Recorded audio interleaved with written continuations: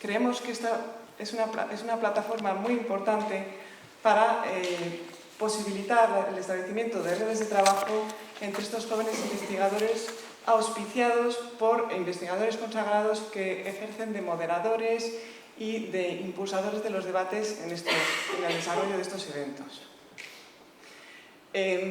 Es para mí un gran placer haber organizado la 5ª edición de estos encuentros, porque seguimos ya una trayectoria de muchos años y hemos establecido ya unas redes muy consolidadas de trabajo que han derivado en muchos casos en una profunda amistad. Para mí, por tanto, es un placer, como digo, daros la bienvenida, acogeros en Santander. Sentimos que el tiempo no acompaña, pero esperamos que podamos compensar con nuestra calidez la frialdad y la humedad de la climatología cántabra. Y sin más dilación voy a dar la palabra a los invitados que nos acompañan en la inauguración. En primer lugar, al vicedecano de la Facultad de Filosofía y Letras, don José Niño González Urquijo. Buenos días. Permítanme que les dé la bienvenida en nombre de la Facultad de Filosofía y Letras, en nombre de su decano, Jesús Solórzano, que excusa su obligada ausencia de este acto inaugural. Bueno, la Facultad de Filosofía y Letras entiendo que es un marco bien adecuado para la celebración de este congreso. La Facultad imparte, por supuesto, un grado en Historia y también un máster en Prehistoria y en Arqueología, que culmina ya en el marco de la Escuela de Doctorado en un doctorado interuniversitario en Arqueología Prehistórica, en un cuadro académico, un marco académico en el que se han formado licenciados, ahora graduados, titulados de máster, ahora ya decenas de doctores, muchos de ellos que trabajan ahora como arqueólogos prehistoriadores, algunos de ellos hoy actuando como organizadores, como ponentes, como autores de comunicaciones en este Congreso Internacional del Arte de las Sociedades Prehistóricas. El arte de las sociedades prehistóricas es una temática, me voy deslizando aquí ya hacia el carácter de prehistoriador, que también soy, es una temática central en la disciplina, como todos ustedes conocen perfectamente. Es uno de los temas centrales, uno de los 4 o 5 temas centrales en la agenda de la disciplina. La prehistoria es una ciencia de los orígenes, trata del origen de los seres humanos, del origen del Estado, del origen de la guerra, del origen de la desigualdad social, del origen del lenguaje y de las lenguas. El arte, sobre todo el arte paleolítico, está en el origen, en la emergencia de algunas de las características más típicamente humanas, como la abstracción, la capacidad simbólica de comunicar emociones, de comunicar información, las interacciones sociales, y por lo tanto está en la raíz de estas cuestiones centrales, de las que se ocupa, de las que se tiene que ocupar, a las que tiene que responder la disciplina.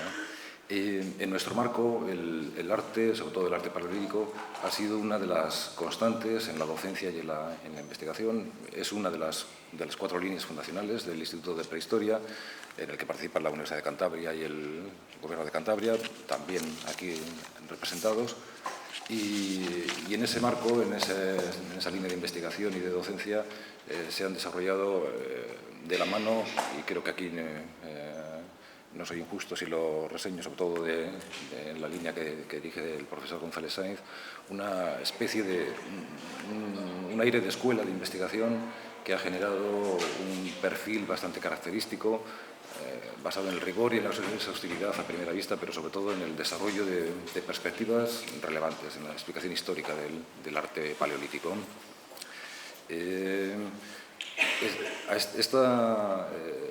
Hemos estado dedicación a la investigación en el arte prehistórico, en el arte paleolítico en concreto, es casi una obligación en el contexto en el que nos movemos. En el contexto cantábrico se encuentran entre los pocos centenares de lugares con representaciones parietales rupestres de arte paleolítico en el conjunto del mundo. Más de 140 están en 200 kilómetros a la redonda de Santander, en el ámbito de la cornisa cantábrica.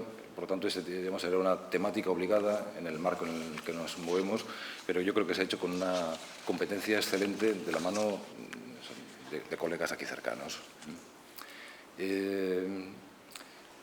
Este es un congreso internacional dedicado expresamente a investigadores jóvenes, a investigadores juniors o semiseniors, no sé cómo llamar a los postdoctorales que están en plena carrera académica. Me gustaría, en este contexto,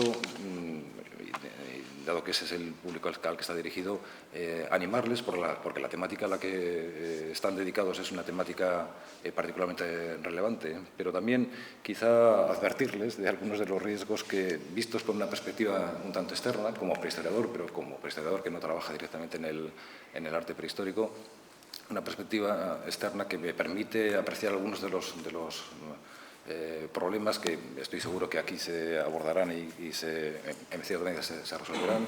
Una parte de ellos relacionados con el atractivo mediático que tiene este tipo de temáticas, con las que es muy fácil acceder, a alcanzar presencia mediática, lo que anima una competencia a veces un tanto desleal de advenedizos que hacen uso de algunos tipos de recursos administrativos y de otro orden, y otro peligro que nos acecha, de hecho, en todas las ramas de la disciplina, y es que, de una manera un tanto paradójica, la mejora de los sistemas de registro, la mejora de las técnicas de análisis, está, en cierta medida, barbarizando un poco nuestras disciplinas, alejándonos de los objetivos para los que está diseñada la disciplina, alejándonos de nuestra axiología, que es la explicación de comportamientos humanos en el marco de dinámicas sociales, en el marco de cambios históricos. Y igual es una reflexión a la que nosotros tenemos que hacer frente como humanistas que en el fondo somos, intentar utilizar esa información para construir explicaciones relevantes. No me extiendo mucho más, solamente un ofrecimiento, el de la facultad, para acoger con los medios y las infraestructuras que tenemos disponibles cualquier necesidad que vaya surgiendo a lo largo del Congreso, y una expresión de ánimo para que la discusión en el marco del Congreso sea fructífera y que se generen nuevas ideas que estamos esperando. Muchísimas gracias. Recogemos el guante que nos has tendido y sí, es uno de nuestros objetivos precisamente ahondar en las explicaciones históricas y podemos impedir gracias a la crítica. Cedo la palabra ahora al director del Instituto Internacional de Investigaciones Prehistóricas de Cantabria, don Manuel Ramón González Morales. Hola, buenos días a todos. En mi caso, como director en funciones, espero que por poco tiempo, creo que este sea el último acto que me toca en esa condición del Instituto Internacional de Investigaciones Prehistóricas de Cantabria, doy la bienvenida a todos los participantes. Agradecer muy especialmente a los organizadores por la tarea que todos sabemos compleja de organizar una reunión de este tipo. Unas reuniones que desde el Instituto de Investigaciones Prehistóricas de Cantabria se ha intentado que fueran una de nuestras marcas de la casa. Reuniones de especialistas, grupos preferentemente reducidos, donde precisamente se pueda debatir, desarrollar un intercambio de opiniones más que en formato de grandes congresos masivos, porque yo creo que es donde hay una posibilidad mayor precisamente de progresar en el conocimiento. Por lo tanto, siempre hemos apoyado la organización en la medida que hemos podido de este tipo de formato de reunión, también con la colaboración del Gobierno de Cantabria, que a través de las subvenciones que recibimos para este tipo de actividades nos permite poder trabajar en esta línea. Así que vuelvo a agradecer a Victoria Olivia por el trabajo excelente desarrollado, a los colegas del Comité Científico que les ha tocado la labor de evaluar las presentaciones y sobre todo su disponibilidad de muchos de ellos por estar aquí, y a todos los participantes, porque espero que en estos días se puedan cubrir los objetivos de debate, de discusión, de transmisión de conocimiento y de producción de nuevo conocimiento en este tipo de reuniones. I think that there are people from different European countries. I say welcome to everybody to this meeting. Je vais remercier spécialement la collaboration des collègues français d'autres pays, des comités scientifiques, et aussi la présence des jeunes chercheurs français parce que nous connaissons bien l'importance et la puissance de la tradition française des recherches de l'art préhistorique. Et j'espère que l'aportation de ces groupes de jeunes chercheurs sera importante dans le cadre de cette réunion. Merci. Bueno, y muchas gracias a todos por la presencia y a las autoridades que nos han honrado hoy también participando en esta inauguración. Muchas gracias, Manuel. Tengo la palabra ahora a la ilustrísima directora general. Bueno, sin el ilustrísima.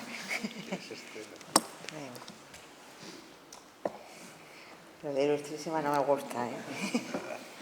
Bueno, pues buenos días a todos y muchas gracias por invitarme a participar en el acto inaugural de la 5ª edición del Congreso Internacional del Arte de las Sociedades Prehistóricas. Para mí es un placer siempre asistir a todos los actos que se organicen en la universidad.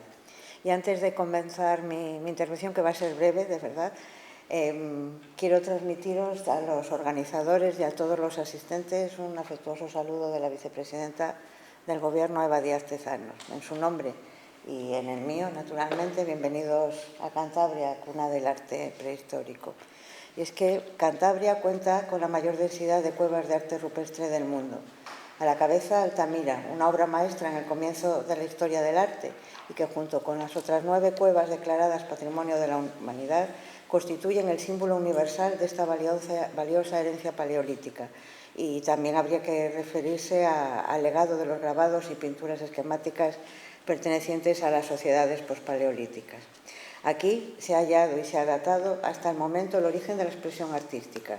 Las paredes de nuestras cuevas fueron los primeros lazos que el ser humano utilizó para dejar constancia de lo que quería expresar y transmitir. Un rico pasado como el que atesora Cantabria obliga a las instituciones, a las administraciones, nos obliga a todos a diseñar políticas culturales y patrimoniales que puedan ser instrumentos adecuados para preservarlos en el futuro. Y siguiendo con una rigurosa política de preservación de este rico legado, estamos en la obligación de difundirlo y hacer del mismo un instrumento de promoción y mejora social. Para ello, el Gobierno de Cantabria está elaborando un plan estratégico del arte rupestre asentado en este singular sistema de cuevas. Trabaja en la creación de un centro de interpretación en Puente Viesgo, contando con la colaboración de los ayuntamientos de la zona, a fin de que se convierta en lanzadera para la promoción de las diferentes cuevas de la región. Y como espina dorsal de este plan, el Museo de Prehistoria y Arqueología, el MUPAC, que este año, en su 90 aniversario, está llamado a convertirse, cuando tenga su nueva y definitiva sede, en un nuevo foco de actividad cultural, turística y social, tanto de Santander como de Cantabria. Un museo que será un espacio relevante no solo a nivel nacional, sino también internacional, y que esperamos enseñe y muestre los albores de nuestra civilización. Pero además de su patrimonio artístico, Cantabria cuenta con otro patrimonio excepcional, su universidad, uno de los 9 campus de excelencia internacional y que entre sus áreas estratégicas, como no podía ser de otra manera, tiene la prehistoria. Tenemos la suerte de contar con grupos de investigación de calidad en la Universidad de Cantabria, con un Instituto Internacional de Investigaciones Prehistóricas posicionado en la élite internacional de la investigación, la formación y la transferencia de conocimiento en prehistoria y arqueología. Grandes investigadores en el área. Podríamos citar los trabajos de Manolo González Morales, que lidera las investigaciones en torno al enterramiento de la Dama Roja en la Cueva del Mirón, o de Pablo Arias y Ontañón dirigiendo las excavaciones arqueológicas de la Cueva de la Garma. Un orgullo para todos nosotros y un ejemplo para los jóvenes investigadores. Estamos seguros de que el crecimiento del Instituto ayudará a la captación y retención de talento científico.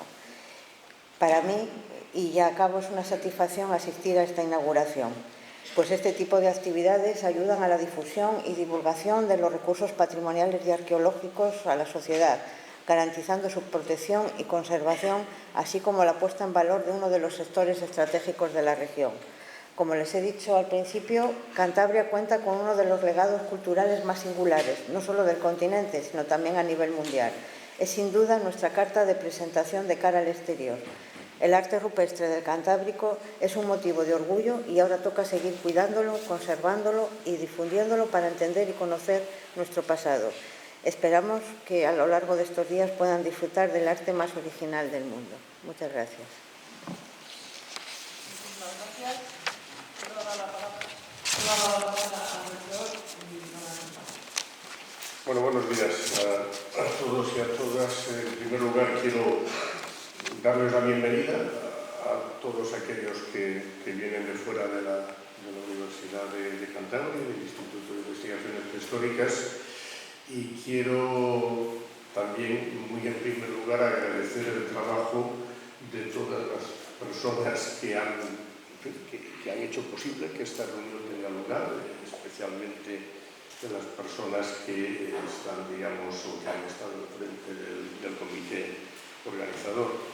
También agradecer la presencia en la mesa tanto del director del Instituto de Investigaciones Prehistóricas como del vicedecano de la facultad y especialmente de la directora general de Universidades de Investigación, que siempre que puede, que es muchas veces, nos acompaña en cualquiera de los actos de todo tipo que tenemos en la universidad, y que eso lo agradezco porque eso demuestra la importancia que desde la consejería se da a toda la vida de la Universidad de Cantabria. Bueno, lo primero que quiero decir es que yo me alegro especialmente de que la orientación de esta reunión, por lo que he podido ver, está sobre todo dirigida a las personas más jóvenes, a las nuevas generaciones de investigadores. Está organizado por las nuevas generaciones de investigadores y dirigido fundamentalmente a las nuevas generaciones de investigadores. Este es un tema clave porque creo que no se le escapa a nadie, que en España y probablemente en Europa en general, por lo menos, tenemos un problema importante de garantizar el relevo generacional dentro de toda la actividad investigadora. Por circunstancias diversas y complejas que todos conocen, ese paso del relevo desde los investigadores más senior hasta los investigadores e investigadoras más jóvenes, que están llamados a ser los que lógicamente lideren el futuro, pues ese paso está siendo, en fin, difícil y complicado, y me parece, ya digo, yo me alegro especialmente de que esta reunión esté enfocada fundamentalmente a permitir el contacto, el intercambio de proyectos, de ideas, en fin, de resultados, e incluso el intercambio personal y humano entre todos los investigadores jóvenes, no solamente los españoles, sino también los de otros países. Poco voy a decir refiriéndome específicamente al tema de la importancia de la investigación en prehistoria y del arte en prehistoria, porque pues, estoy rodeado en esta mesa de personas que saben mucho más que yo de este tema y que ya han comentado con mucho detalle, yo creo que dos hechos que son obvios. Uno, que Cantabria es en ese sentido un marco privilegiado siempre que hablemos de prehistoria y de arte prehistórico, y en segundo lugar que en Cantabria y en nuestra universidad, en colaboración con el Gobierno de Cantabria y también con el Banco Santander, tenemos un instituto de investigación de donde sale de hecho toda la organización de este centro, este congreso, que es un instituto en el que tenemos puesto muchísimo interés y muchísimo apoyo.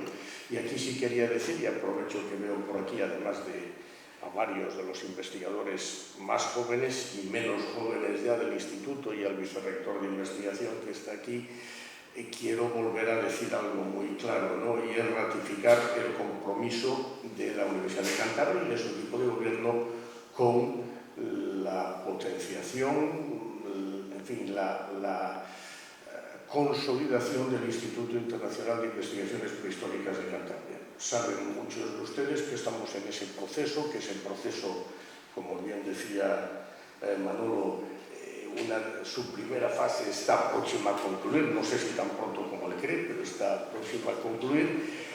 Pero aprovecho para decir que la idea de la universidad, cuando ha emprendido el proceso de remodelación o de potenciación del instituto, ha sido que todos los que tienen algo que decir en investigación prehistórica desde nuestra universidad puedan sentir que esa es su casa y que por lo tanto no se queden fuera de ello. Y si hay alguna duda, yo vuelvo a decir aquí que queremos contar con todos para que el Instituto de Investigaciones Prehistóricas sea lo más potente posible, que esa es una prioridad de nuestro equipo, como lo era también del anterior, y que el apoyo, y se lo digo aquí al todavía director en funciones, el apoyo de la universidad al instituto está fuera de toda duda y estamos trabajando en ese sentido. Just a few words to welcome the people attending this meeting coming from abroad. I'm sure that the meeting will be successful. I would like to thank the organizers, all the members of the organizer committee, the scientific committee, for their work in order to achieve a really interesting meeting. And I would like, of course, to wish all of you a very successful meeting, and also, even taking into account the weather that we have these days, I also suggest you to use any spare time to visit Santander and to visit Cantabria, which is a very nice region, and not only from the point of view of prehistoric art, that of course, but also in general.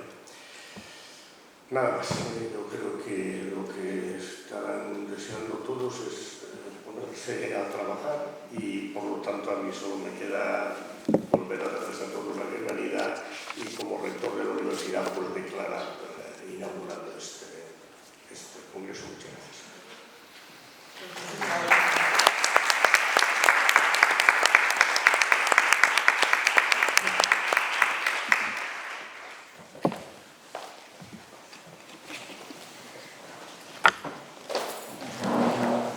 ¿Se importaría poneros ahí para haceros una foto a todos?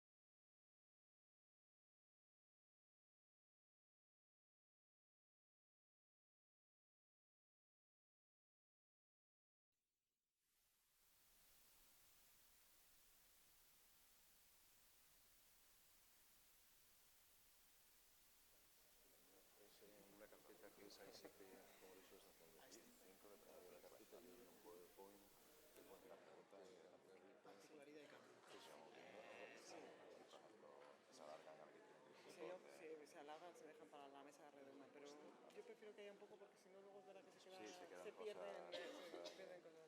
Correcto. Oye, ¿yo que me siento por aquí o así? Y luego, bueno, vale. Es que claro, lo malo es que no tienes megafonía de mano. Tengo. No tenemos micrófono de mano.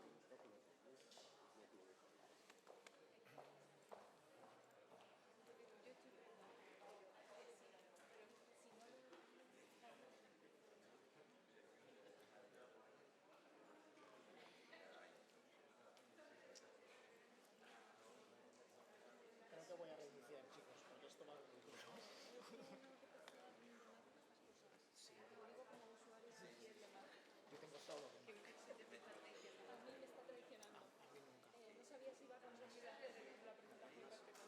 Vuelvo a enseñarlo, pero paga pasea. Lo elijo yo. Ay, no, es que se sabéis antes, no sé qué le ha pasado, justo cuando hemos empezado y le hemos cargado el proyector, se ha rayado, se ha quitado el fondo de pantalla y digo, de hecho no hemos puesto nada de fondo por eso. ¿Tu parles premier toi? C'est toi qui parles premier? No, sí, c'est ça.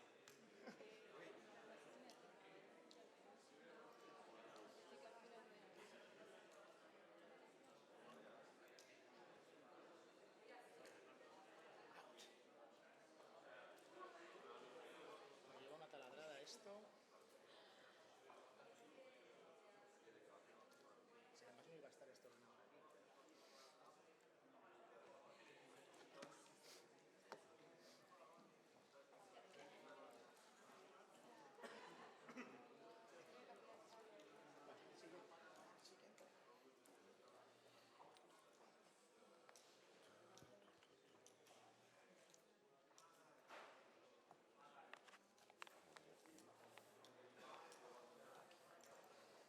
Vale, sigue. Y es lo único. Eso sí. ¿Lo prefieres en PDF? No, porque Lo he tendrá, puesto porque digo, por si acaso hay algún problema. tendrá además visión de tendrás notas en la visión del navegador, ¿no? Sí. En teoría, ayer funcionaba. Yo lo he hecho en un Mac también, así que tengo yo que habrá menos problemas. Yo los problemas de compatibilidad nunca lo he visto que haya, porque al final es el mismo programa. No, yo en los sitios que he tenido algún problema ha sido en problemas- clase, que bueno, pues al final... Problemas de compatibilidad solo he visto. Si tienes una versión anterior le metes una mano. Pero lo que es de Mac a Windows, ¿ves? Lo que tiene problemas es que solo tiene dos putas claves. Bueno, y el nuevo que han sacado no tiene nada.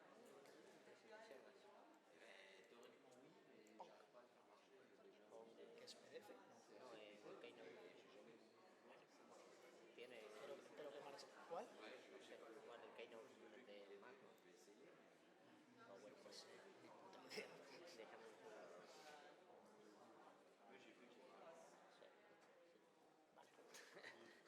Yo uso Windows todavía, o sea, yo uso Windows, ¿qué falta? Yo estoy también, falta la tuya, pero La cargo después.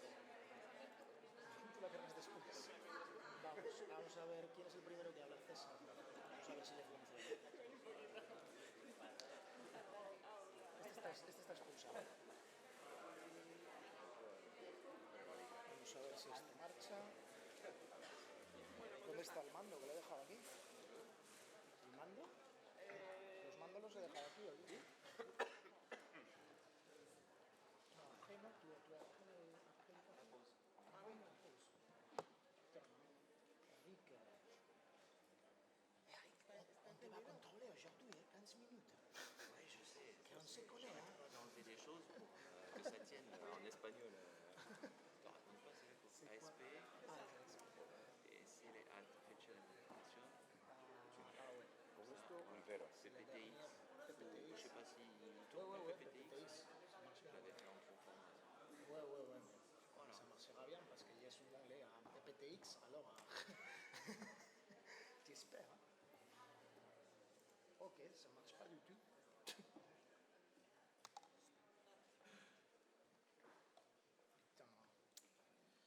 Putain,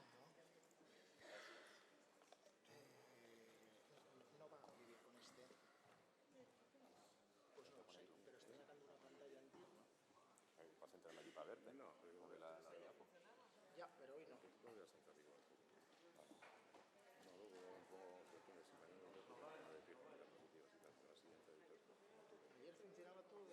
dejándolo está, porque en la externa, no sé si se prueba, desconectado, sí, pero está sacando la pantalla que no está aquí, está sacando la pantalla el tío, cuando se le ha pasado antes.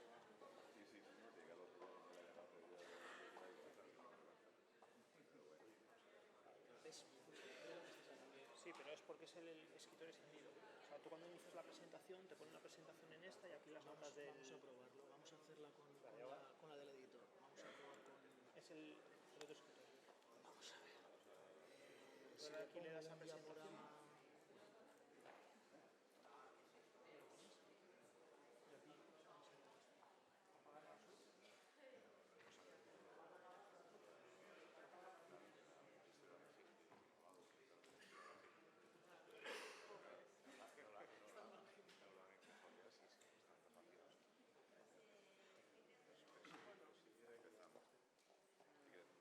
Controlar aquí, César, controlando.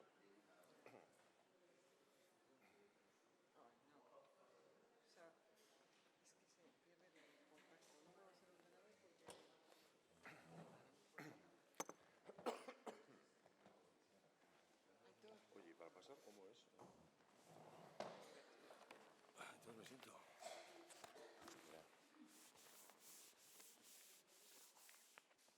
Oye, qué chido con Pasas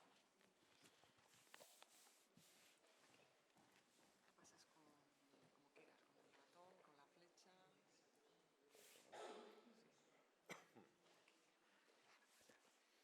¿Empieza a contar? Sí. Ajá. ¿En qué hora estamos? ¿Os presento o os presentáis solos? Presenta tú, que eres la organizadora. No, sí, que eres ahora. ¿Tienes hora tú? No.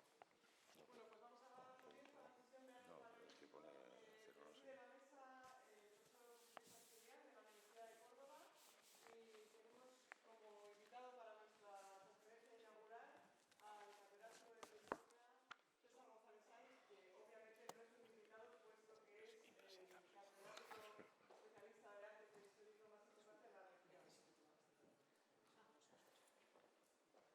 ¿Me habéis oído? Esto es para la emisión. ¿Así?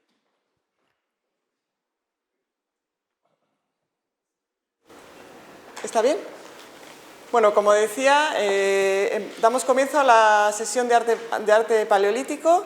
Preside la mesa el profesor José Luis Sanchidrián, de la Universidad de Córdoba, y la conferencia inaugural corre a cargo del catedrático de Prehistoria, don César González Sainz, que es, como decía, uno de los mayores especialistas en arte paleolítico de la región cantábrica. Por tanto, creo que él mismo no necesita presentación, puesto que su fama ya le precede. Y sin más dilación, os dejo con ellos. Muchas gracias. Buenos días a todos. Iniciamos la sesión con la conferencia inaugural. Cuando quiera, César. Bien, bueno, gracias.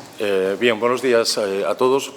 Bueno, me quiero sumar como profesor del centro a la bienvenida a todos los congresistas y también agradecer al comité organizador un poco la oportunidad. Bueno, lo que pretendo en esta hora es hay un doble objetivo, en principio. Por una parte, un repaso de las principales series de manifestaciones parietales artísticas paleolíticas de la región cantábrica, ordenadas temporalmente. Es un asunto en el que se ha avanzado bastante en los últimos 25 años, pero hay bastantes temas, como saben, que están abiertos, que están sometidos a discusión. Yo lo que voy a tratar de resumir un poco es mi punto de vista sobre estos asuntos, que pueden estar en una discusión relativamente abierta, tratando de integrar los resultados de datación absoluta con diferentes procedimientos con los procedimientos tradicionales de análisis cronológico utilizados a lo largo de la historia de la investigación de la región, la analogía con el arte mobiliar, las superposiciones o las correlaciones estratigráficas, y tratando de defender el esquema, digamos un esquema cronológico en el que encajan más datos y encajan mejor datos, desde luego no todos los datos. Y en segundo lugar, un poco en paralelo, lo que voy a tratar es de revisar las alternativas, las oscilaciones en materia de interacción cultural expresada en el arte paleolítico entre las poblaciones cantábricas y regiones francesas más próximas. Bueno, son dos temas, sin duda, amplísimos y que exceden con mucho pues, las posibilidades que podemos tener aquí en una hora y seguramente también mis capacidades.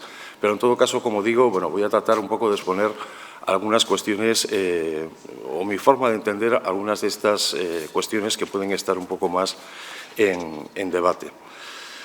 Bueno, creo que desde los inicios de la investigación en la región cantábrica, hace algo más de 100 años, los investigadores enseguida tuvieron muy claro, el trabajo de Breil, etcétera, la existencia de toda una serie de un notable contacto entre las poblaciones cantábricas y las francesas, aunque entendido esto como evidenciaban por las industrias, un arte, la sucesión de industrias, un arte bastante similar, etcétera, ¿no?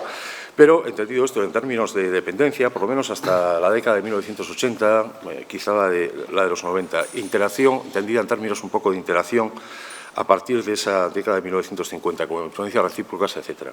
Y al mismo tiempo que se entendía este contacto, esta relación intensa y fluida entre esas poblaciones, autores como Obermayer, Vega de Sella, etcétera, bueno, pues enseguida explicitaron la existencia de toda una serie de peculiaridades ambientales, ecológicas y culturales en estas poblaciones de la región, que se evidenciaban, estas culturales, pues en una serie de industrias a veces un poco particulares, con tipos pues, como la punta de base cóncava, los arpones perforados del Magallániense superior, etcétera.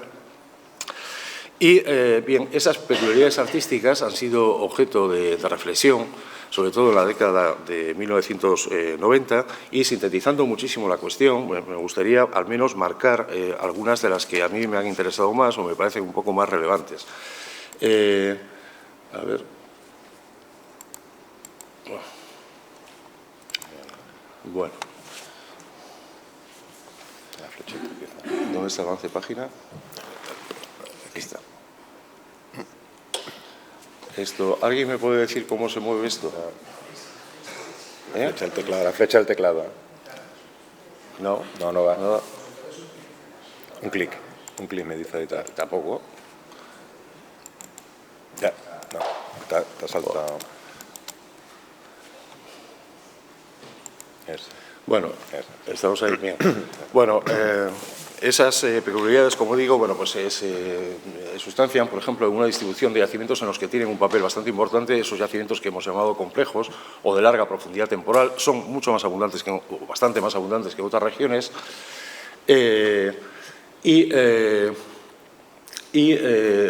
tienen relación un poco con la distribución de recursos de la región, la fisiografía, las redes de comunicación este-oeste dominantes, etcétera. Es algo que sobre todo afecta al centro-occidente, no me voy a detallar, no me voy a entrar en ello. Una segunda cuestión evidente es la existencia, bueno, pues de toda una temática animal, una iconografía animal relativamente atemperada desde un punto de vista climático respecto de las zonas francesas, y en la que adquieren un protagonismo muy fuerte. Bueno, había en principio esos tres grupos principales de faunas en orden a su abundancia, pero quizá los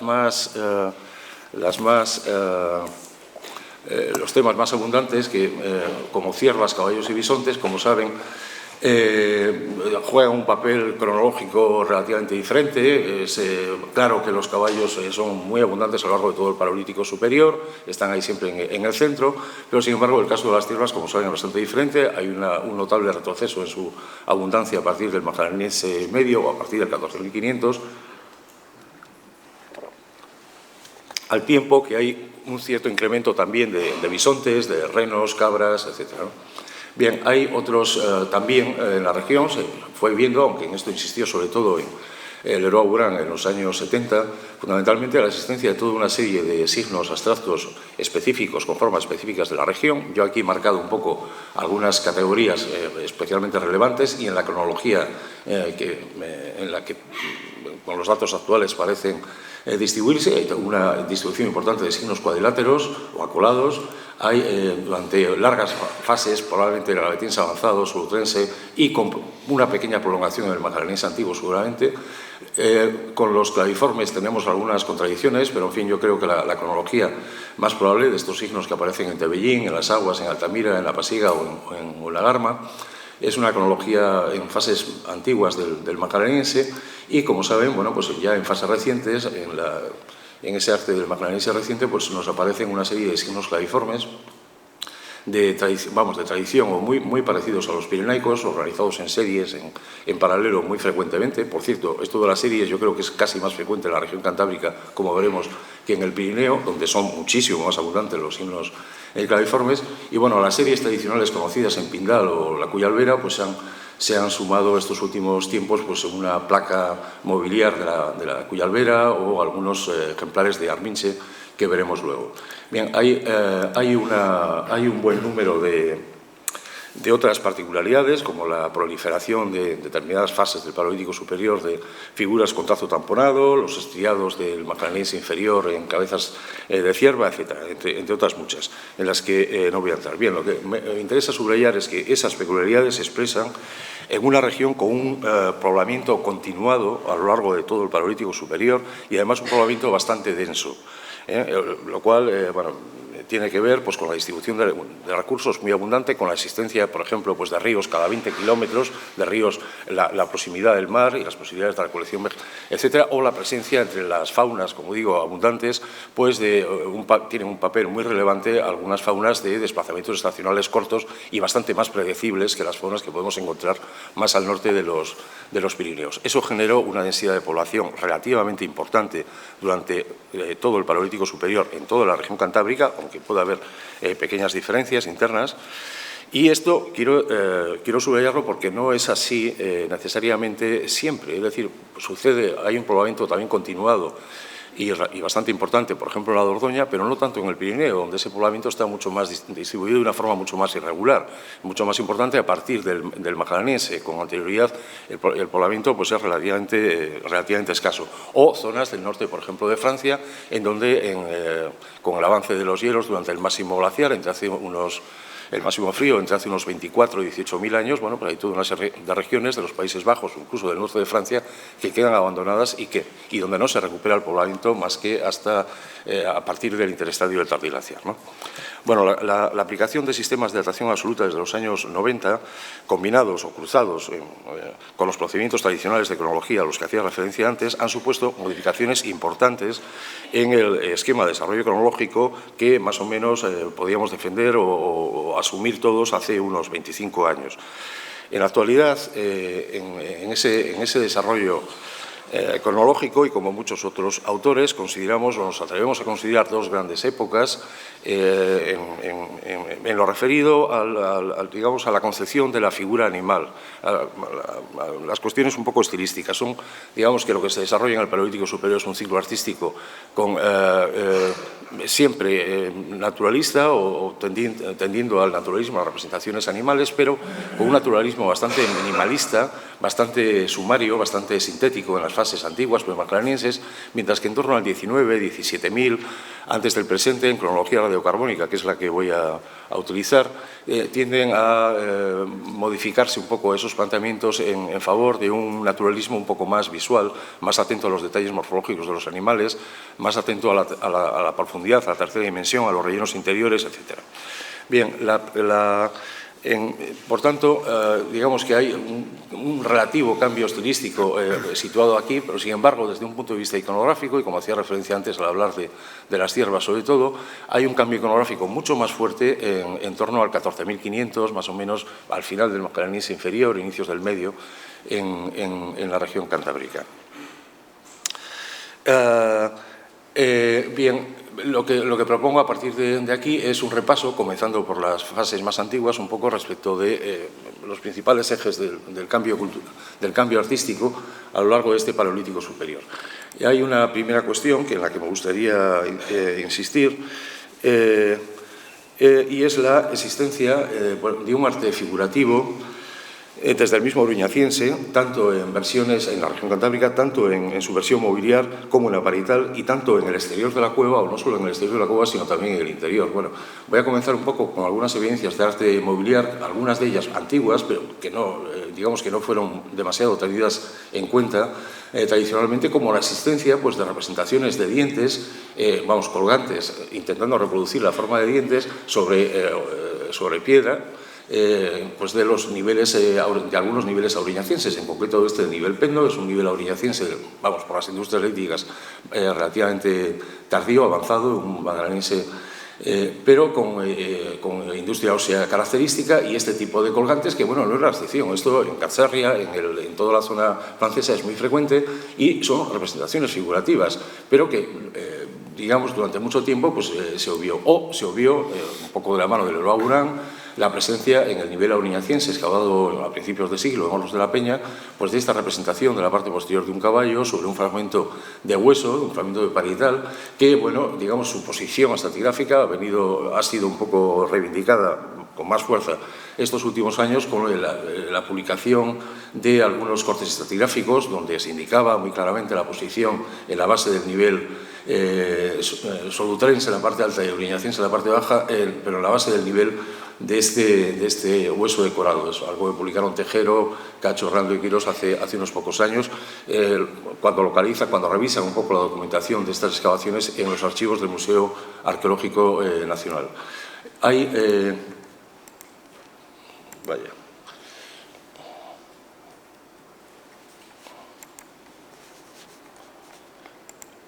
Bueno, ¿y por qué? Pincha encima de... No, esto es... Ahí va. Bien, un documento capital importante, creo, es este abraser,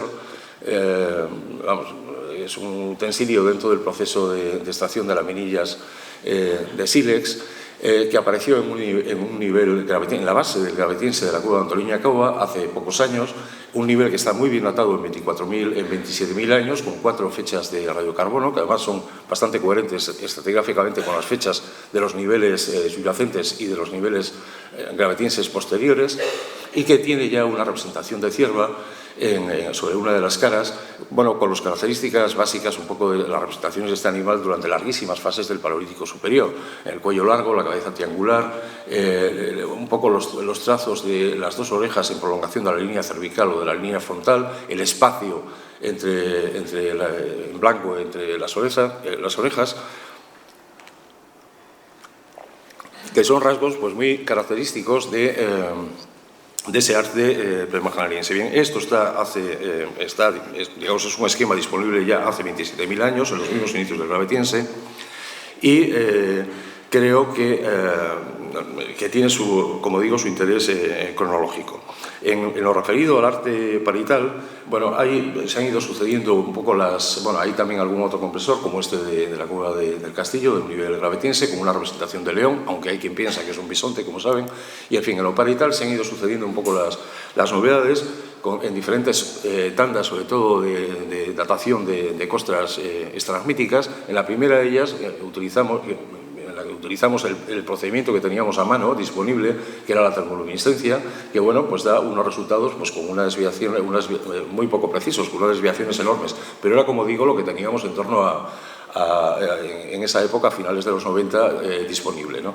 Y en todo caso hubo algunas indicaciones que eran importantes. Por ejemplo, en la cueva de Pondra teníamos un panel no solo con representaciones grabadas de algunos caballos, sino también subyaciendo restos de figuras o de motivos en rojo, muy perdidos, que estaban infrapuestos a una red de concreciones que a su vez estaba recortada por los caballos. Esa red de concreciones, como ven, con una desviación enorme, pero en fin, incluso considerando la fecha más reciente, aseguraba prácticamente una datación auriñaciense, muy del gravetiense inicial y sobre todo auriñaciense para la existencia de figuras o de restos de decoraciones en el interior de la cueva. Luego se han sucedido otras tandas de dataciones de costras, cada vez con procedimientos más precisos, con muestras más pequeñas, y en ocasiones no exentas de algunos problemas. Y bueno, estos son algunos, he seleccionado algunos de los casos que creo que pueden ser aceptables en una síntesis cronológica, como la datación de estas series de discos con pintura soplada de la Cueva del Castillo, del fondo de la Cueva del Castillo, en este caso bastante antiguos, desde luego una cronología claramente auriñaciense, o, todavía más importante, algunos resultados sobre figuras ya, representaciones figurativas, en este caso en la Cueva de Tito Bustillo, estas representaciones antropomórficas que también se nos van a esa cronología auriñaciense. Bueno, por nuestra parte, también hace unos pocos años, en colaboración con algunos de los presentes, con Aitor y con Diego Gárate, hemos publicado un pequeño trabajo, un trabajo sobre Alcherri, la Galería Superior de Alcherri, en donde se conocía tradicionalmente desde hace mucho tiempo un panel con un enorme bisonte de casi 4 metros y luego restos de otras figuras en el interior muy perdidas, muy difíciles de trabajar. Bien, lo que vimos en este panel es que entre esas figuras había una posible representación de felino, que es esta que tienen por aquí, con una oreja, el lomo y una cola de dobletazo levantada, y que había también toda una serie de rasgos que apuntaban en la misma dirección que algunas de las cuevas que se habían ido publicando en cronología auriñaciense en Francia, por ejemplo, el Sauvet o de Aldén, como la presencia de digitaciones en las aristas, por aquí arriba encontramos, o pequeñas impresiones de dedos rellenando en parte alguna de las figuras de aquí, en concreto del león. Había otros restos de figuras también que apuntaban, como por ejemplo este Guadalupe de aquí de la derecha, muy similares a representaciones de Arcis y el Quir, datadas en el auriñaciense, o de la Cueva del Micolón, dentro del Cantábrico. Y al pie de este panel lo que hay es en superficie restos de algunos carbones y de fauna, relativamente escasos, y que quedan absolutamente en superficie. Bueno, Alcherri, la Galería Superior de Alcherri es un espacio cerrado, debió quedar cerrado la boca tiempo después, probablemente poco tiempo después que la realización de este panel y de esos restos de hueso que encontramos en superficie, y nosotros, que no hemos datado las figuras, pero sí, lo que sí que planteamos es la probable contemporaneidad, teniendo en cuenta los rasgos estilísticos que se presentan en ese panel.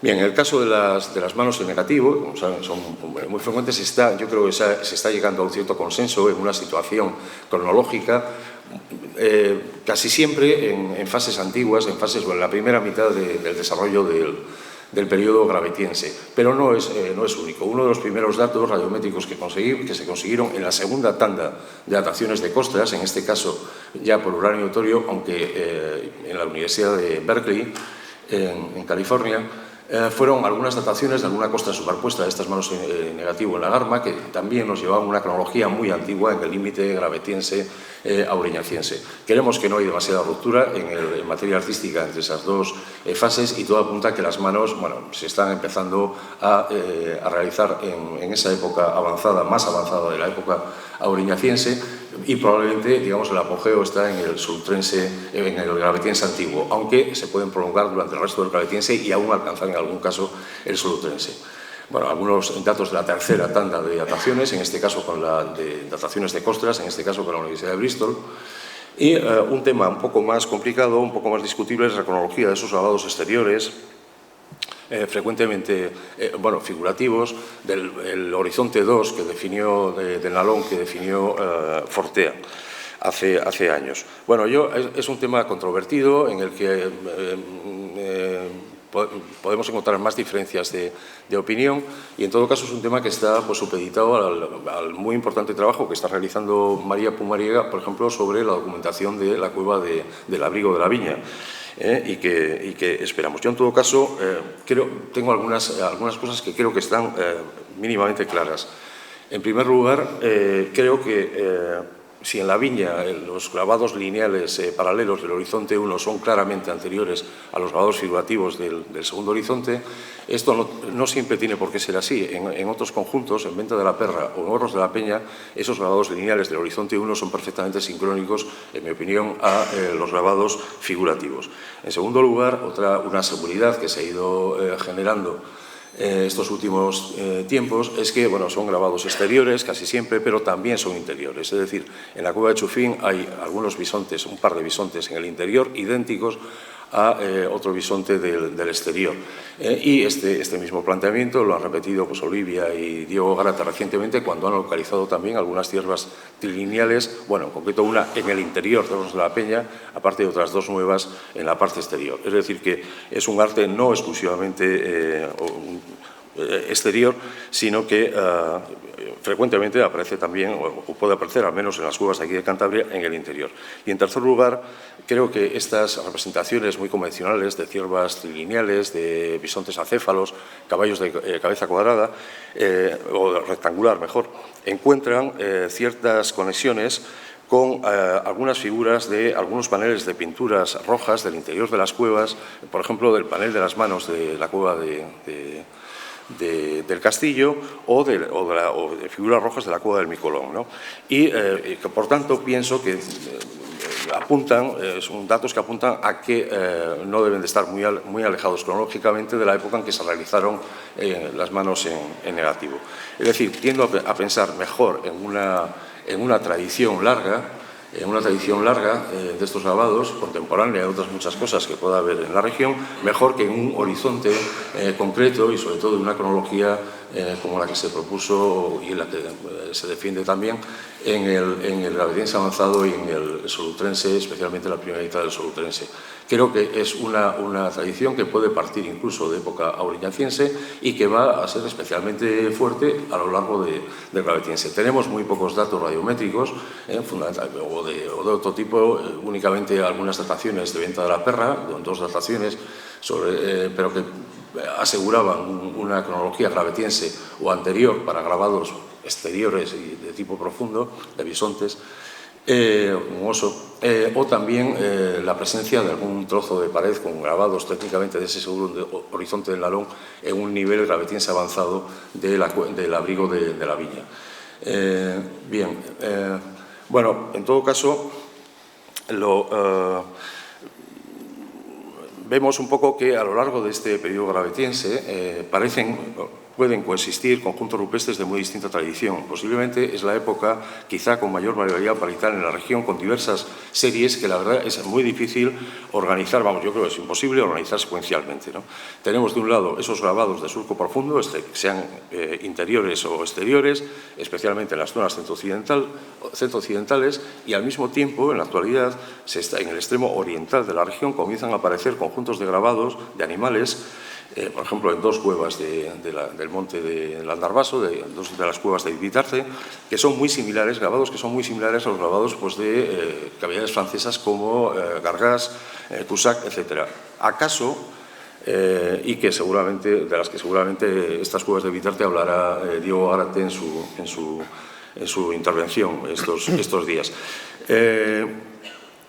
Quizá respondiendo esa situación oriental a lo mismo, a la mayor cercanía con las zonas francesas y a lo mismo que nos parece que sucedía en el caso que hemos visto antes del León o de esas representaciones de Alcher-Ribet, también en el extremo oriental y mucho más cercanas al arte francés de esa época, o piñacense en ese caso, que lo que tenemos aquí en el Cantábrico. Pero en paralelo, aparte de estas series de grabados, tenemos otros conjuntos de pinturas en el interior de las cuevas muy frecuentes, restringiéndome a los que tienen datos no solo estilísticos, sino datos radiométricos aceptables en cuanto a integrables. Habría que hablar de conjuntos como los de Calero II, de Peñacandamo, algunas de las series de Peñacandamo, la composición de caballos de Altamira, también datada, algunas costeras asociadas, o el conjunto de la cueva de Ascondo, entre otros. E incluso el conjunto de la zona 4, el conjunto de la zona 4 de la galería inferior de la Garma, aunque tiene algunas peculiaridades que trataré de explicar ahora. En general, todos estos conjuntos que estoy hablando son subconjuntos en los que, cuando hay pinturas, el tamponado no está presente o es enormemente escaso, testimonial, como va a ser el caso de la Garma. Y además, los signos abstractos que encontramos son de tipos bastante genéricos, o sea, en los conjuntos de los que venimos hablando hasta ahora, lo que encontramos son discos, trazos pareados, digitaciones, series de bastones, pero no esos signos de tradición cantábrica como cuadriláteros, acolados, etcétera, que creo que corresponden o que sobre todo se van a desarrollar en un momento gravitense más avanzado y durante momentos posteriores, solutrense, etcétera. En el caso del trazo tamponado, bueno, hay algunos datos aquí en la Garma o en la Cueva de Pondra. Yo considero un posible inicio de ese trazo tamponado, por ejemplo, el tamponado está puesto en el caso de la Garma ya en el gravetiense antiguo, con algunos datos como veremos, pero digamos que es un procedimiento técnico que cada vez va a ir ganando peso en el arte cantábrico conforme nos vayamos metiendo en el máximo frío, hasta llegar a conjuntos casi exclusivamente construidos con trazo tamponado, como Cobalanas, Arenaza, Laza, Pasiga, El Pendo, etcétera, y que además reflejan animales con una construcción un poco distinta de lo que hemos visto hasta ahora, un poco más compleja. En el tren posterior, bien colocado en dos planos, en la perspectiva, en los intentos de perspectiva, etcétera. Bien, en el caso de la Garma, lo que encontramos en este panel fue una pareja de un ciervo joven, probablemente un bareto, y una cierva, en trazo tamponado y yustapuesto, con algunos rellenos de tinta plana, y como ven una perspectiva, digamos, una disposición de las extremidades posteriores, pues bastante, francamente arcaica, ¿no? Y contemporáneo, sincrónico, de un uro, una cabeza de uro, también en trazo tamponado, con una cornamenta perspectiva torcida. Con posterioridad hay algunas figuras que se superponen, como este megáceros con la cabeza vuelta, que es casi intercambiable con representaciones, por ejemplo, de Rocadur o de otros yacimientos del Carcí, datados en el gravetiense, o otra figura de animal más difícil de precisar aquí a la derecha.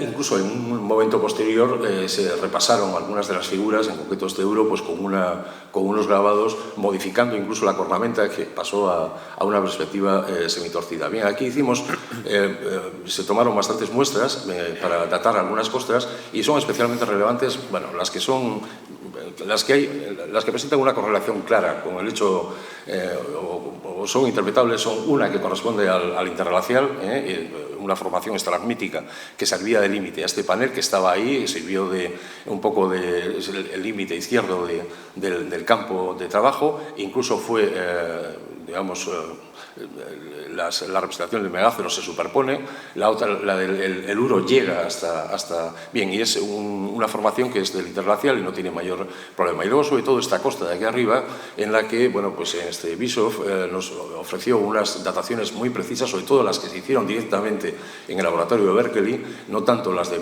Menlo Park, que suelen tener unas desviaciones típicas bastante mayores. En esta se consideró una fecha bastante aceptable, de 26.800, que nos lleva pues, a una cronología gravetiense antiguo o anterior para este tipo de representaciones. Y otro caso, que seguramente les he comentado en alguna ocasión, es el de esta otra figura de ciervo, de cabeza de ciervo, en trazo tamponado, combinado con trazos simples, y que está realizada sobre una pared muy calcificada, se aplicó la pintura y a su vez está infrapuesta a una red de concreciones formada con posterioridad. Bien, aquí conseguimos datar las formaciones más recientes y la base. Los resultados eran por termoluminiscencia en la primera tanda. Los resultados eran coherentes estratigráficamente, aunque muy amplios, pero en todo caso, y a pesar de la desviación típica, aseguraban prácticamente una cronología en el gravetiense para esta figura en concreto. Bien, pero no necesariamente para este tipo de procedimiento técnico. El tamponado, por ejemplo, estos datos no quieren decir que todo el tamponado tenga que ser gravetiense, que es una idea que parece que se está extendiendo ahora mismo, sino que ya está presente en el gravetiense. Yo, la idea un poco que mantengo es que esto se origina probablemente y va ganando peso conforme avanza ese periodo, de manera que los conjuntos, pues como que citaba antes, Cobalanas, Laza, Arenaza, el conjunto de la Pasiega, etcétera, que se van llenando de signos cuadriláteros, acolados cantábricos, y de una presencia mucho más frecuente del tamponado, combinado, por ejemplo, la Pasiega con trazos simples. Digamos, son conjuntos que, sobre todo, corresponden al gravetiense avanzado y al solutrense, y a la época solutrense del máximo frío. Bien, pasando ya a la época magellaniense, quizá durante el magellaniense antiguo, en esa durante el Díaz antiguo, digamos, lo más significativo es la extensión de los rellenos interiores, ahora adaptados a la morfología animal, no meras tintas planas, y sobre todo pues destacan esos famosos estriados sobre omóplatos que también son muy frecuentes en la versión parietal y que bueno, pues actualmente hay un consenso importante en que pueden estar muy bien situados en el Magdaleniense inferior en una cronología cercana a la que se indica y quizá un poco más antigua en función de los datos del Mirón para los inicios. Son, aparte de conjuntos de grabados o de pinturas, casi siempre en negro, que mantienen en general todavía en esta época una distribución iconográfica de tradición cantábrica, todavía con muchas ciervas, y en las que, y según los datos de datación absoluta de Altamira o de Chimeneas, una época en la que parece que todavía se están haciendo algunos signos cuadriláteros de tradición cantábrica, ¿no? En esta época. Y desde luego, creo, los claviformes de tipo Altamira-Pasígare. Bien, a partir de los 90 la proliferación de dataciones radiométricas permitió aislar un poco un arte bastante homogéneo durante la época siguiente, el magdaleniense reciente, coincidiendo grosso modo, como veremos, con el interestadio del Tardiglaciar. Son dataciones, bueno, Altamira está un poco es la bisagra entre esos dos mundos. La composición de polígonos de Altamira, aunque no tenemos una fechación muy precisa, pero suponemos que está en torno a 14,7, 14,6, 14,5.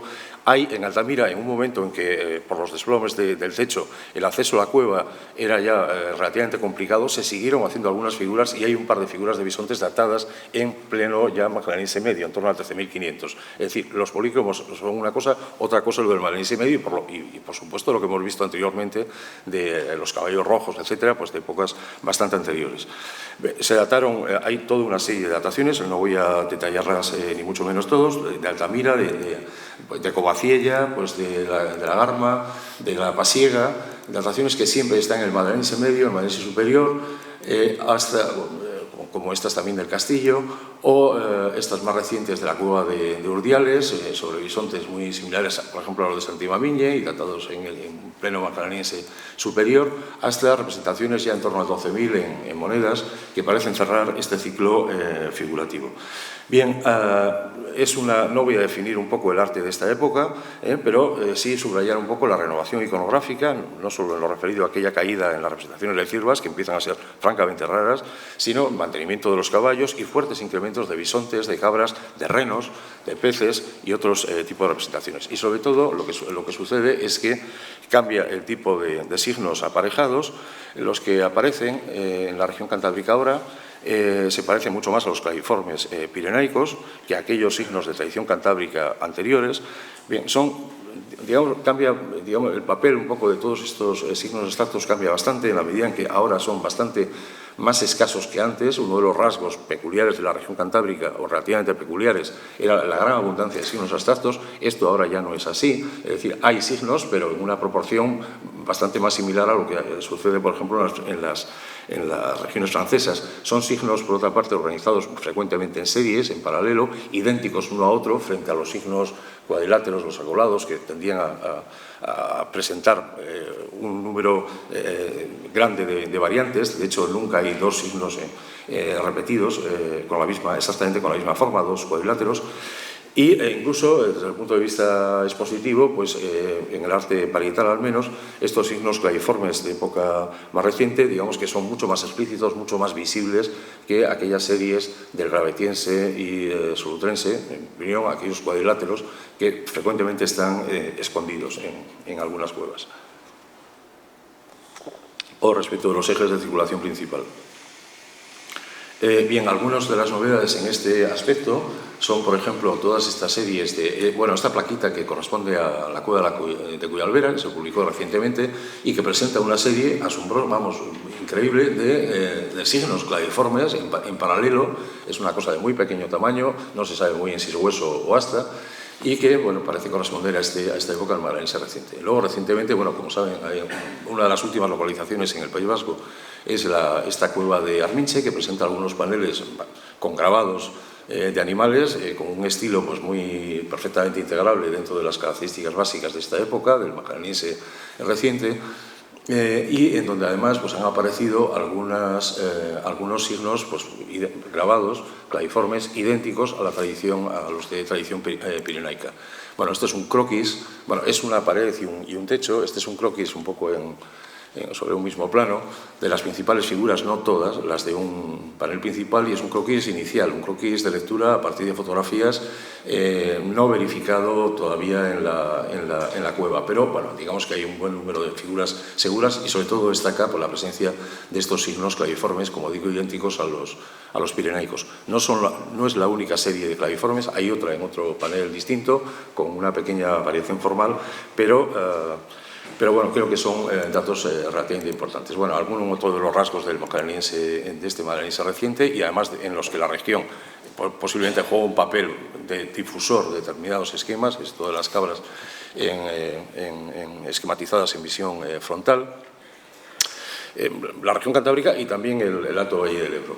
Y bueno, y hasta aquí un poco ese desarrollo cronológico en el que hemos visto que ese desarrollo temporal del arte cantábrico incorpora una dinámica que creo que es de mucho interés entre modelos iconográficos específicos,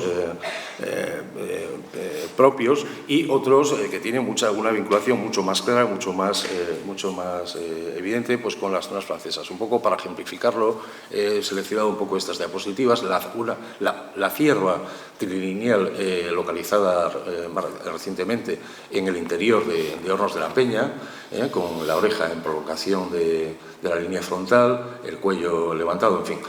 O esta representación de mamut de la cueva del Arco B, que es prácticamente idéntica, intercambiable pues, a representaciones de Bernous, de Jovel, de Pernonper, de Sauvet. Hay un bisonte grabado sobre la arcilla, un mamut prácticamente idéntico, etc. No podemos saber si son exactamente contemporáneas, pero vamos, 2.000 o 3.000 años arriba o abajo sí, sí son contemporáneas. Y marcan, como digo, esas dos vías. Bien.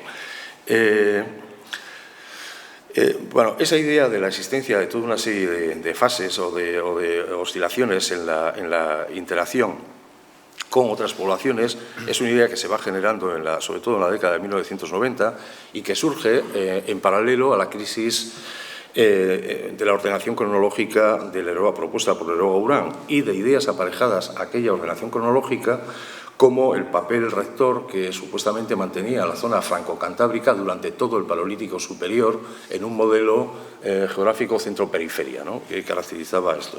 Es decir, se aprecia más bien, a partir ya de esos años, o empieza a apreciarse, que esa interacción entre poblaciones no es estable, sino que sufre importantes oscilaciones a lo largo del Paleolítico superior, o, por ejemplo, se empieza a ver también aspectos menos desarrollados y que todavía están un poco en capilla, como que el índice de modificación formal, de modificación técnica, estilística, a lo largo de ese Paleolítico superior no es igualmente intenso en distintas regiones del sudoeste de Europa.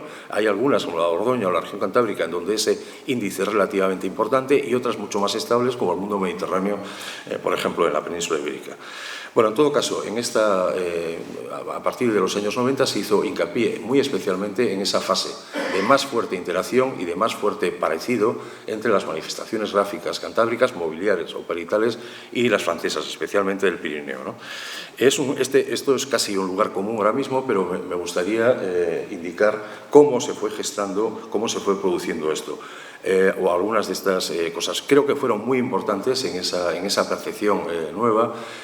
Por una parte, algo que hoy parece un poco increíble, pero fue simplemente aceptar la existencia en la región cantábrica de un periodo que sin ningún tipo de cortapisa podíamos denominar magdaleniense medio. Es decir, existía realmente un periodo con industrias típicamente del magdaleniense 4 o medio francés en la región. Esto era casi pecado mortal hacia mediados de la década de 1980 y, sin embargo, se va aceptando poco después, a lo largo de los 90. ¿Por qué? Bueno, pues a través de revisiones de una serie de conjuntos, de las industrias de una serie de conjuntos, como Hermitía o Tito Bustillo, o, sobre todo, todo de las excavaciones que se fueron produciendo, especialmente en Asturias, en La Viña, en Las Caldas, en Llonín, también en Abauns. Fue muy importante la localización de un nivel claramente magdaleniense medio, o también pues, la aparición de los suelos de la Garma y su datación en diferentes lugares, en una cronología en torno al 13.700 antes del presente, y con un arte mobiliar pues, muy bien encajable, además también en ese magdaleniense medio. Esto de un lado. Y de otra parte, en paralelo, lo que sucedía es que bueno, la aplicación del acelerador de partículas al protocolo del radiocarbono permitió, nos ofreció a lo largo de los años 90 y en la década siguiente toda una serie de resultados que sobre todo afectaban al periodo magdaleniense, el radiocarbono, pero periodo en el que los cambios fueron mucho más leves que en las épocas antiguas del Paleolítico Superior, entre otras cosas porque la cronología clásica estaba mucho mejor asentada por estar mucho más vinculada a las modificaciones en el arte mobiliar. Pero, en todo caso, esos resultados en los años 90 permitieron precisar y aislar ese arte del magdaleniense medio hasta el final de una forma mucho más clara, mucho más precisa. Y permitieron ver un poco ese cambio iconográfico que situábamos en torno a 14.500 y el final de esa tradición iconográfica cantábrica en esas fechas y el inicio de una fase pues, de más fuerte interacción. Bien, este tipo de aspectos fueron abordados en un trabajo publicado en la revista Zephyrus por el profesor George Sobet y André Blodarski, en un trabajo que, bueno, a mí me parece espléndido y es de las cosas, no lo digo porque esté Sobet aquí, pero es de las mejores cosas que he podido leer desde hace bastante tiempo en cuestiones de arte paleolítico. Por lo menos a mí me interesó muchísimo. Bien, en ese subyacía un poco en el texto de ese trabajo, de la primera parte de ese trabajo, un esquema que he intentado resumir aquí, ¿no? Se hablaba pues, es un esquema que comparto casi al 100%, pero que intentaré un poco, sobre el que intentaré alargarme un poco, intentando vincularlo con algunas modificaciones climáticas y en el aprovechamiento económico de los grupos. Es decir, tratando de ver un poco esto más en relación a los grupos que pueblan la región cantábrica durante el Paleolítico Superior.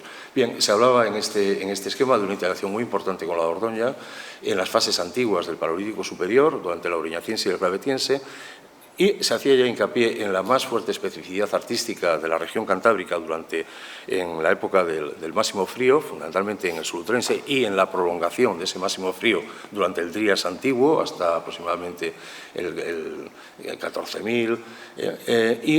Bueno, una cuestión menos clara de esta segunda fase es la vinculación mayor, quizá, del arte de las poblaciones cantábricas con el de otras zonas de la península ibérica, pensando en las ciervas de la zona mediterránea.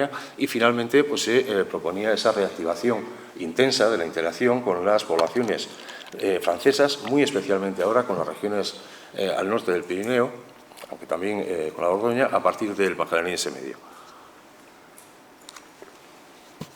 Bien,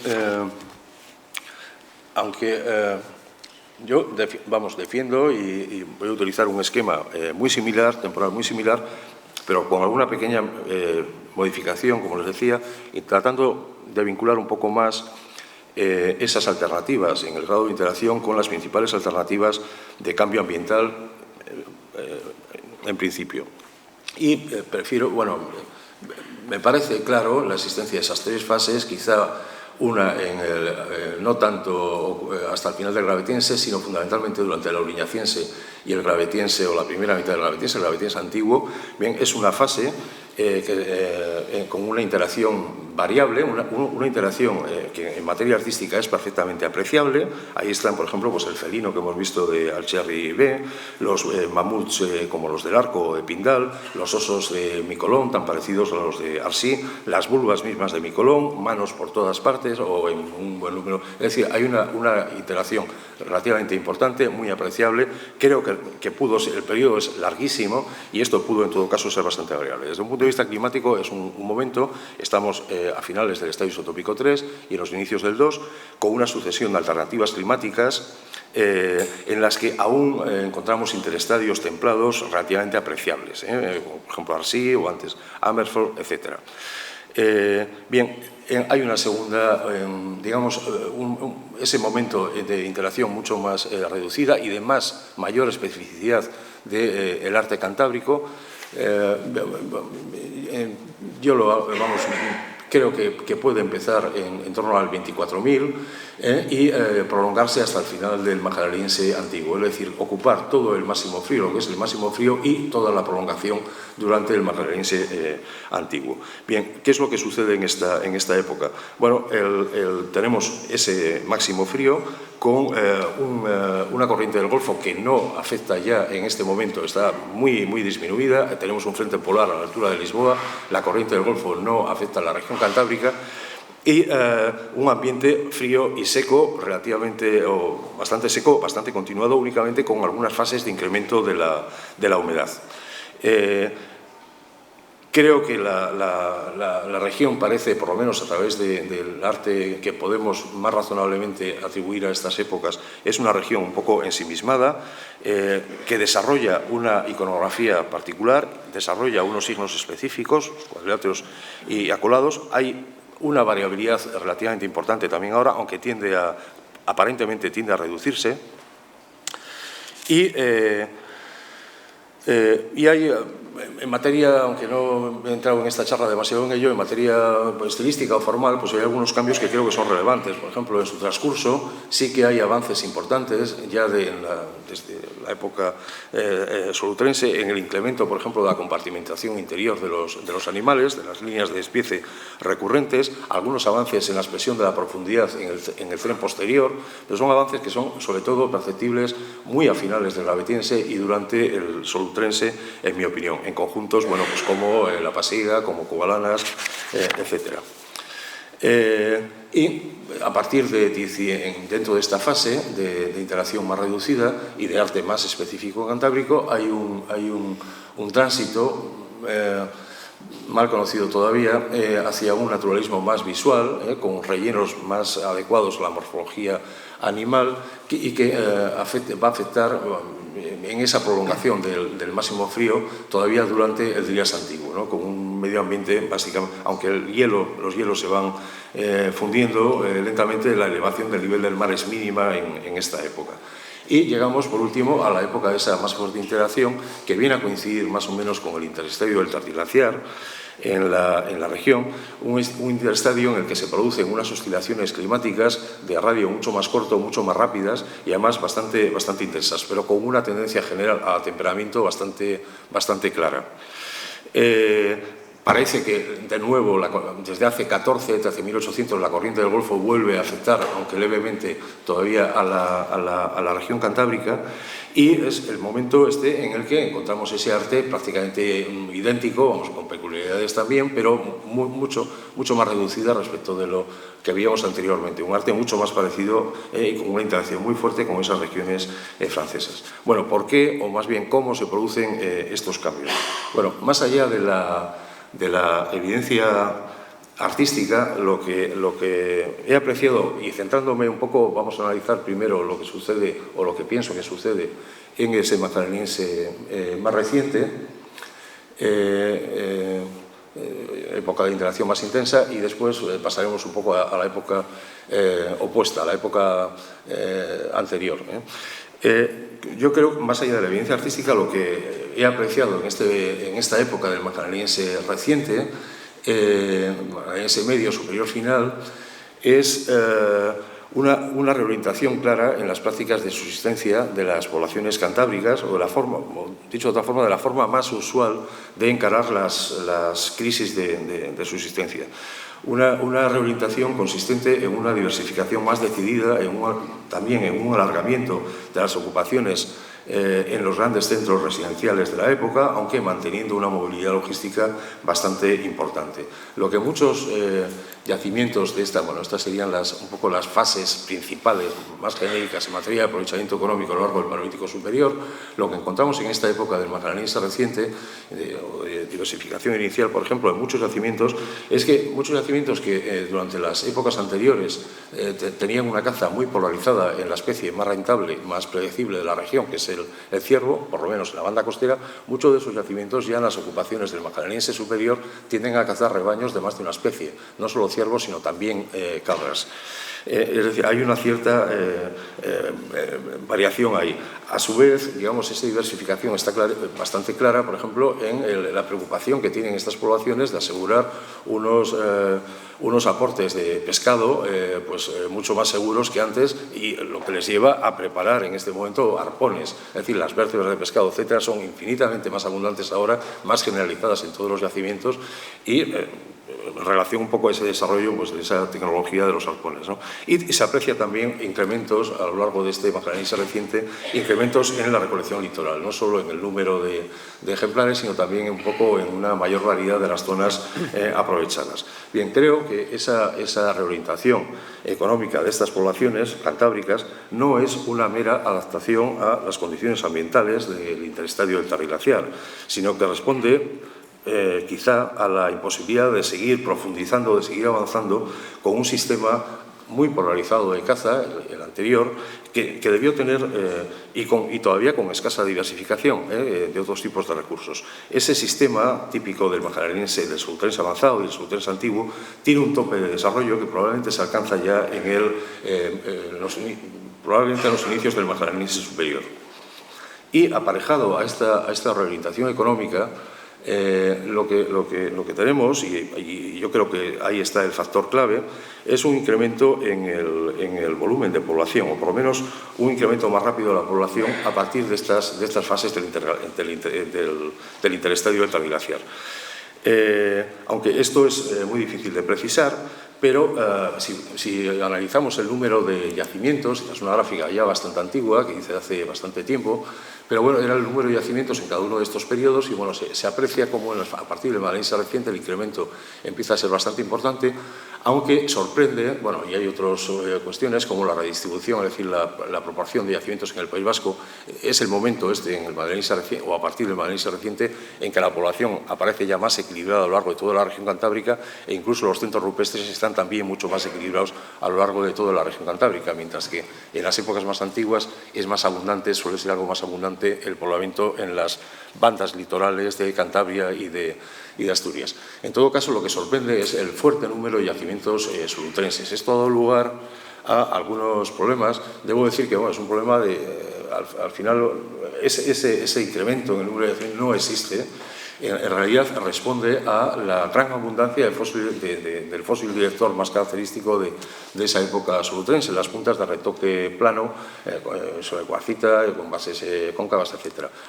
Es muy fácil poder atribuir muchos conjuntos, muchos centros, muchas cuevas, muchas ocupaciones a esa época sulutrense por la presencia de este fósil director muy abundante.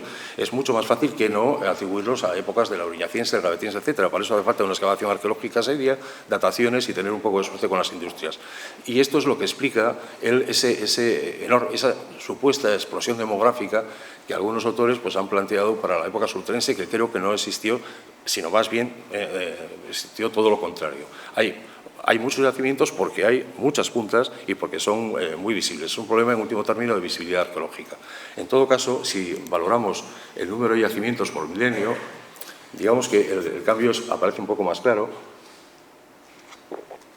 aunque sigue estando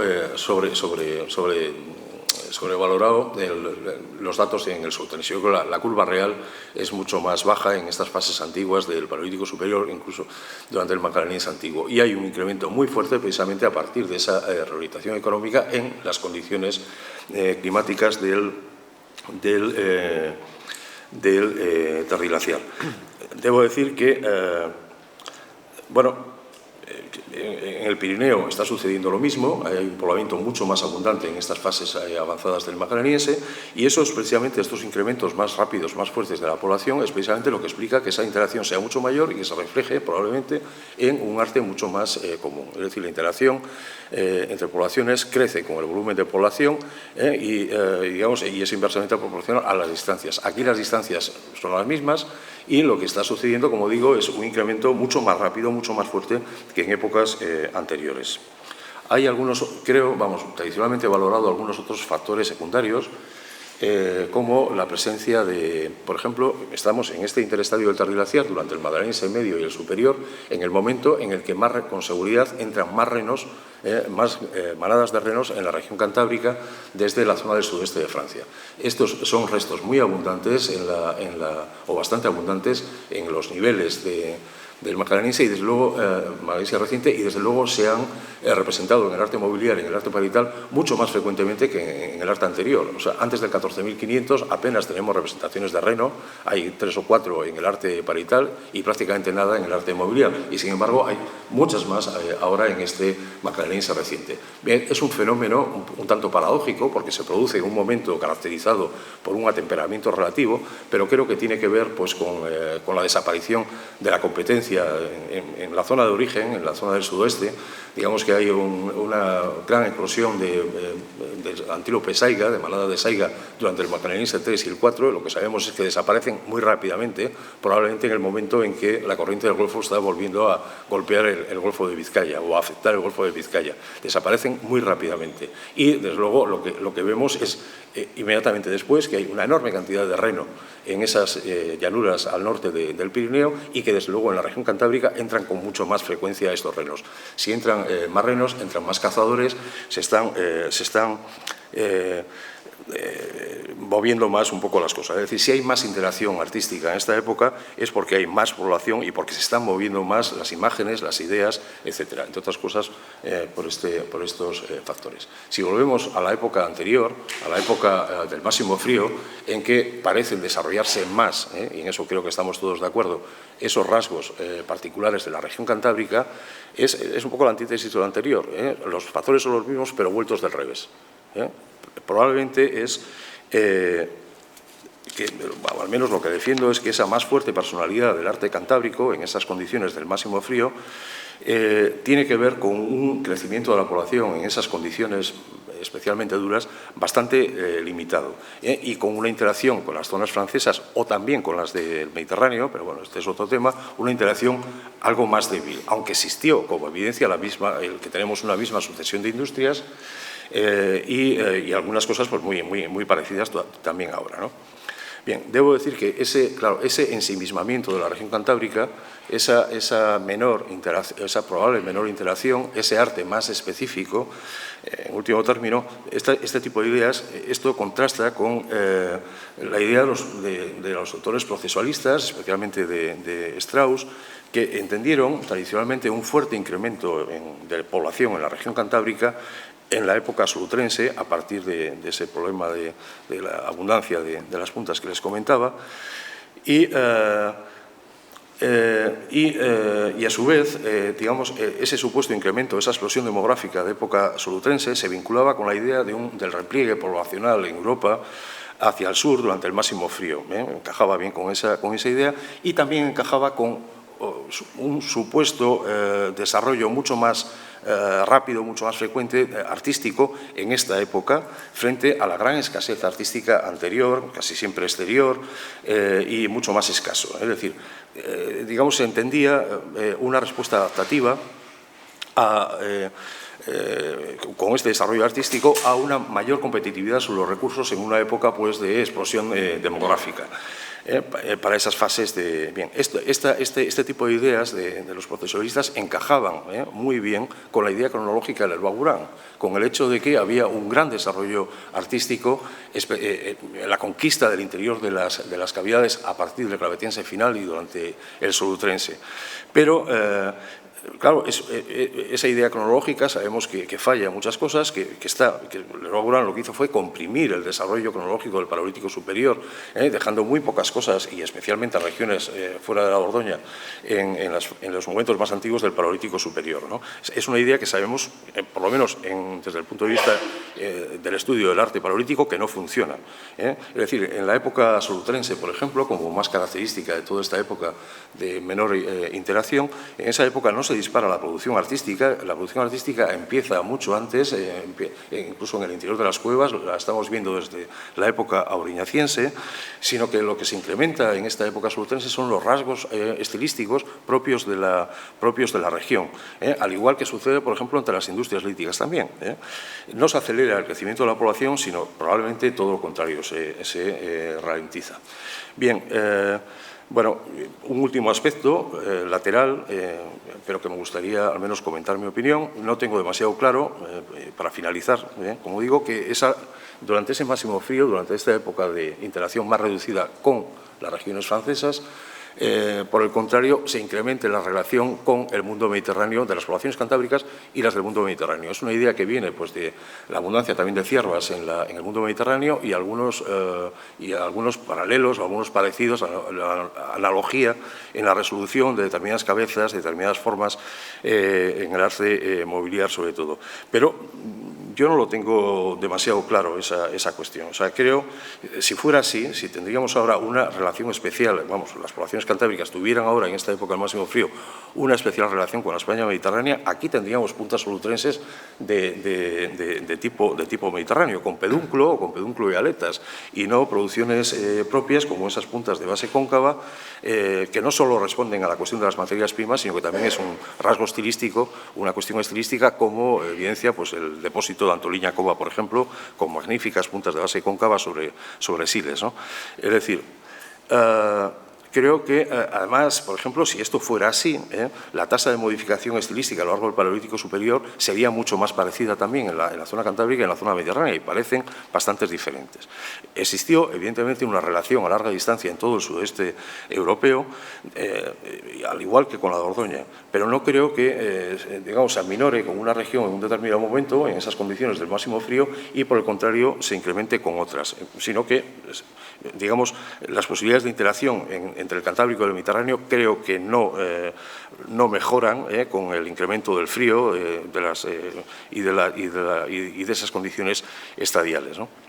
Más bien, pienso que en esta época pues, se aminora esa interacción a larga distancia con todas las diferentes zonas del sudeste de Europa, aunque se mantiene, desde luego, un mínimo. Y se genera así un arte pues, más específico, más estricto, más propio de la región cantábrica, por supuesto, de una calidad estética increíble, es decir, no estoy haciendo ningún tipo de evaluación de mejor o peor en el caso del arte del majaranense reciente o del arte del sulutrense y del latín avanzado, pero son dos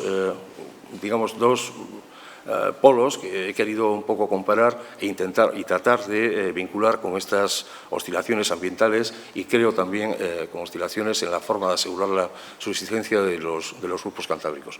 Bueno, yo estoy asombrado de que me quedan todavía 2 minutos, pero en todo caso yo he llegado hasta aquí. Les agradezco muchísimo la atención y nada más. Muchas gracias. Yo doy paso a...